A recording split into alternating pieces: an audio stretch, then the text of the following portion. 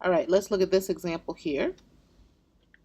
Now, for this series, my first thought is, what does this series look like?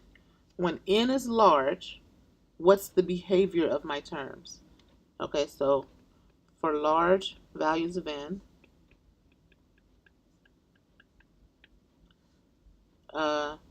1 over the square root of 3n minus 2, it's going to look pretty much like 1 over the square root of 3n. Okay, so I'm going to compare my series here, 1 over the square root of 3n minus 2. I want to compare it with 1 over the square root of 3n. That seems simple enough. Let's use, we need to look at the limit. So the limit as n goes to infinity of, I can do 1 over the square root of 3n minus 2 divided by 1 over the square root of 3n. And this is going to equal, just using algebra, I can multiply the top and the bottom by square root of 3n, square root of 3n. So I'm going to get the limit n goes to infinity, square root of 3n over the square root of 3n minus 2. Now, I can use, let's just use L'Hopital's rule, because this is an indeterminate form. The numerator is going to go to plus infinity as n goes to plus infinity. The denominator is going to go to plus infinity as n goes to plus infinity. So we can use L'Hopital's rule. And with L'Hopital's rule, let's see here. Let me just start a new page here. So we want the limit n goes to infinity, square root of 3n over square root of 3n minus 2. We're going to use L'Hopital's rule. Okay. So now, if I look at square root of 3x divided by the square root of 3x minus 2, I want the derivative of the numerator. So square root of 3x, what's that derivative? Well, I can break it up into square root of 3 times the square root of x, right?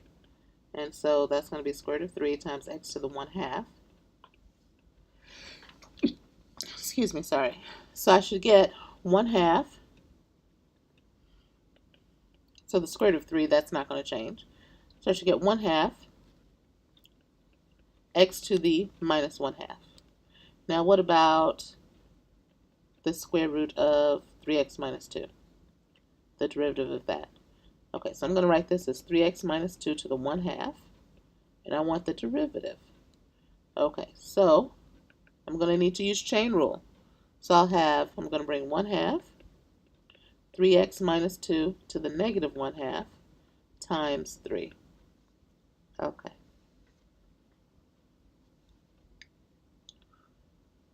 So this limit by L'Hopital's rule is equal to the limit as n goes to infinity of square root of 3 over 2 times x to the negative 1/2 divided by 3 over 2 times 3x minus 2 to the negative 1/2. Okay, so this will give us a limit as n goes to infinity. So let's see here. So that will be 1 over the square root of x. Then we'll have a square root of 3. And then we'll have a 3. And then we'll have 1 over the square root of 3x minus 2. Okay. Oh, I shouldn't be using x. I should be using n. Sorry about that. N, 3n, n, 3n. So that actually got us nowhere because we are exactly where we were when we started. Do you see how this is going to simplify to give us the limit as n goes to infinity? Square root of 3n minus 2 over square root of 3n, right? So what this tells us is, hey, we got to try something different because we're just going to keep going in circles and circles and circles. It's 1945. Thank you. So here's what we do. Bless you.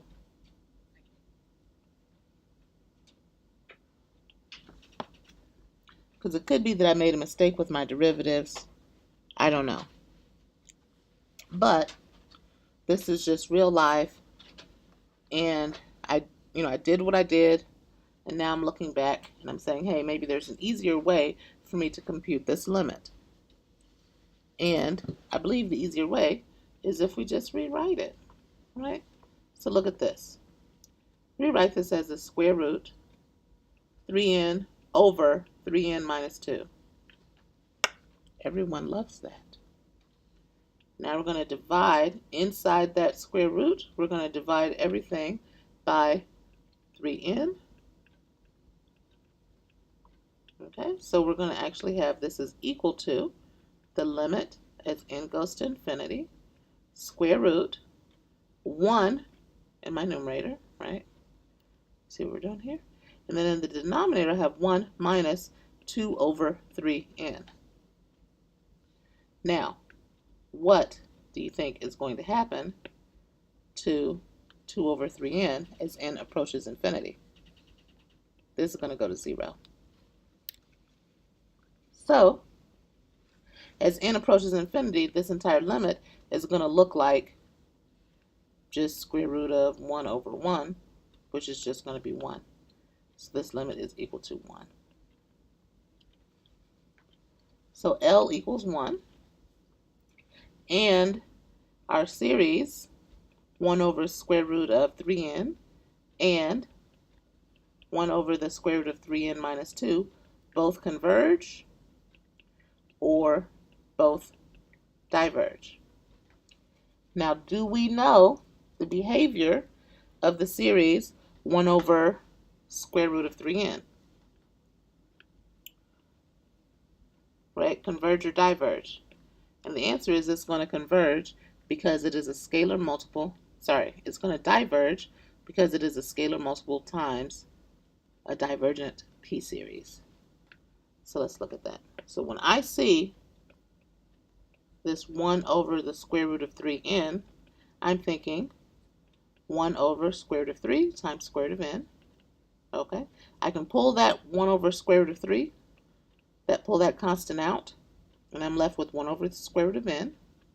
And now I can just rewrite that as 1 over n to the 1/2. Do you see now why it's a p-series? So it's going to be a p-series with p equals 1/2.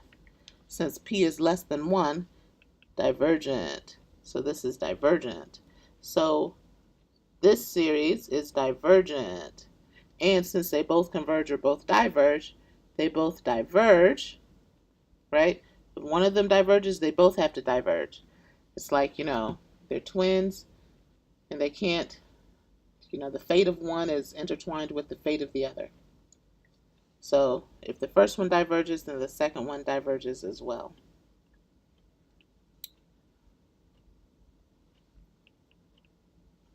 There we go.